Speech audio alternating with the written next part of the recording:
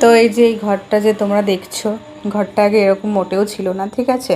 তো যখন আমার বিয়ে হয় তখন আমার বাবা মাকে দেখিয়েছিল একটা ঘর, আর আমি বিয়ে হয়ে আসার পর দিয়েছে এই ঘরটা। তো এই যে দেখো তোমরা, উপরে টিন, ঠিক আছে। আর আমার বাবা মাকে পুরোটাই মানে মিথ্যে কথা বলে চিটিংবাজি করে ছেলের বিয়ে দিয়েছে।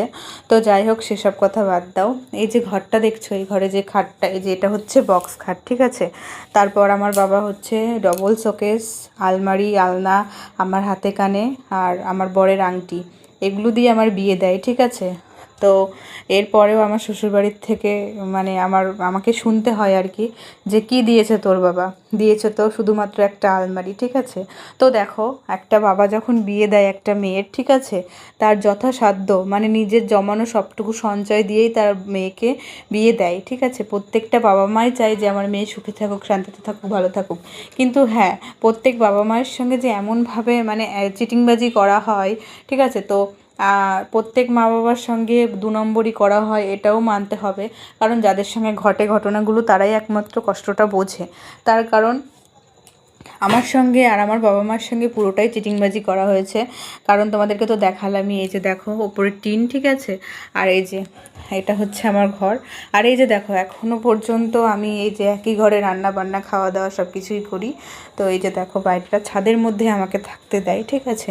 তো এই যে দেখো, পুরোটা ছাদের মধ্যে একটা ঘর, সেই ঘরে আমি থাকি। তো পুরো আস্তে আস্তে তোমাদের সব কিছুই বলবো।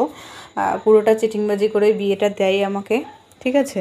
মানে আমার সঙ্গে আর কি, আমার বরের যে বিয়ে হয়, পুরোটা চিটিংবাজি করে বিয়েটা হয়েছে। তো ছেলে তখন কি করতো না করতো সব কিছুই মিথ্যে কথা বলে বিয়ে দিয়েছে। তো যাই হোক, এমনটা আমার সঙ্গে ঘটেছে। আশা করি শুধু আমার সঙ্গে না, অনেক মেয়ের সঙ্গে এরকম ঘটনা ঘটেছে। আর তারা দেখো সবাই মুখ বুজে সব কিছু মেনেও নিচ্ছে, সেই সেই একই রকমভাবে আমিও সব কিছু মেনেই নিচ্ছি। কিন্তু মেনে নিতে নিতে আর পারছি না বন্ধুরা। এতদিন হয়ে গেল, মানে 8-9 বছর প্রায়। কিছু তো মানুষের মধ্যে পরিবর্তন থাকে, তো কোনো কিছুই পরিবর্তন নেই এদের মধ্যে। দিনকে দিন আরও বেড়েই চলেছে। আর মানে পরের জিনিস নেব, পরের থেকে খাবো, এগুলো ওদের পেশায় দাঁড়িয়ে গেছে, ঠিক আছে। আমি এত কথা বলতেও পারছি না। আমার এতটাই কষ্ট হয়, খারাপ লাগে যে নিজেকে এইভাবে ঠকে গেলাম। সঙ্গে তো আমার বাবা মা আছেও, তাও বাবা মা দেখে দিয়েছিল বিয়েটা, এর জন্য বলতে পারি যে তোমরাই তো দিয়েছো। এটা যদি নিজে করতাম, নিজেকেই দোষারোপ করতে হতো। কিন্তু নিজে করলেও তাও ভালো সই ছিল, ঠিক আছে। বাবা মার এই যে দিনের পর দিন নিজেও কষ্ট পাই। আমার বাবা মা বলে যে আমরাই তো জীবনটা নষ্ট করে দিলাম, কিন্তু কি আর করা যাবে বলো। মানুষ তো সবসময় একরকম থাকে না। বাবাও বলতো এতদিন ঠিক হয়তো ভালো হয়ে যাবে, কিন্তু না, আমার বাবাও এখন হাল ছেড়ে দিয়েছে। আর